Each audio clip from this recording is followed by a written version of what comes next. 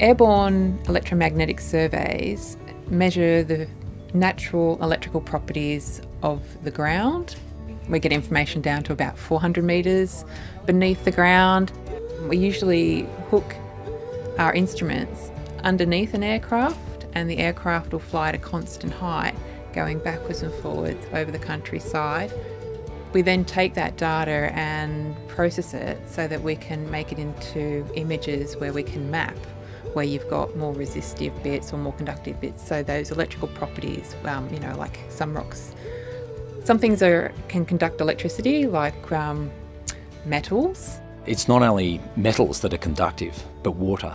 So we use these surveys to actually find where there is potential groundwater sources that we don't know about.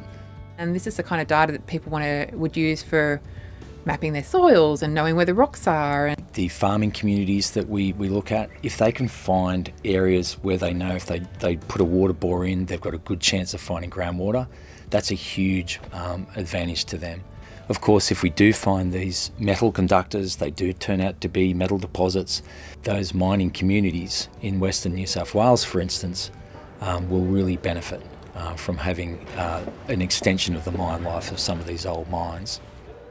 Airborne electromagnetic surveys try to avoid flying over towns, buildings and other man-made structures. We encourage landholders and stock owners to contact us to ensure we minimise any impact the survey has on their activities.